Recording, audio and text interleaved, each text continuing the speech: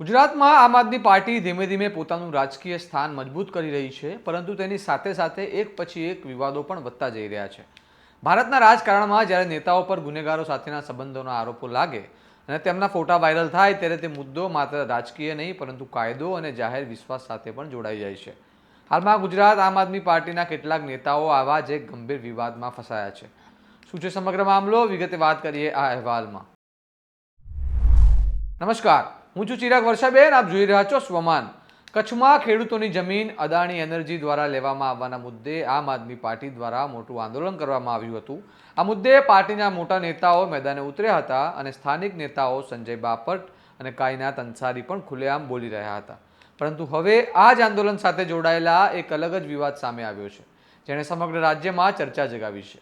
તાજેતરમાં ભચાઉના કટારિયા ગામે યોજાયેલી કિસાન મહાપંચાયત બાદ આમ આદમી પાર્ટીના કેટલાક નેતાઓના હરિયાણાના કુખ્યાત અને ફરાર ગેંગસ્ટરો સાથેના ફોટાઓ સોશિયલ મીડિયામાં વાયરલ થયા છે.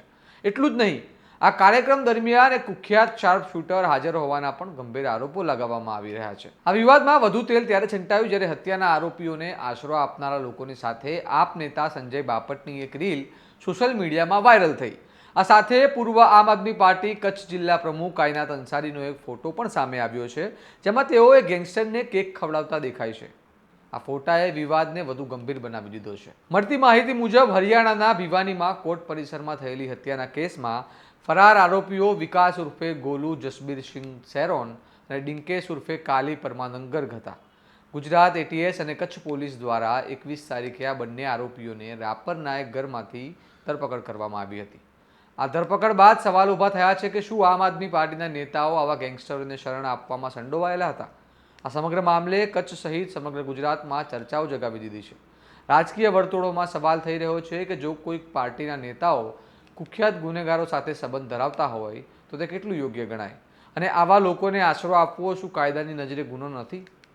આ મામલે હાલ આમ આદમી પાર્ટીના નેતાઓ તરફથી કોઈ સત્તાવાર પ્રતિક્રિયા આપવામાં આવી નથી. તેમની પ્રતિક્રિયા આવે ત્યારે સ્વમાન તેમને પણ રજૂ કરશે. પરંતુ હાલ માટે મુદ્દો અત્યંત ગંભીર છે અને તેની નિષ્પક્ષ તપાસ થવી જરૂરી હોવાનું રાજકીય વિશ્લેષકો માને છે. તમારું શું મંતવ્ય છે? શું રાજકીય પક્ષોએ આવા મુદ્દાઓ પર સ્પષ્ટતા આપવી જોઈએ? અમને કમેન્ટ કરીને જરૂર જણાવો. આવા વિગતવાર અને વિશ્લેષણાત્મક સમાચાર તમને પસંદ હોય તો સ્વમાનની ચેનલને લાઇક કરો, શેર કરો અને સબસ્ક્રાઇબ કરવાનું ભૂલતા નહીં. અને જોતા રહો તમારું સ્વમાન. નમસ્કાર.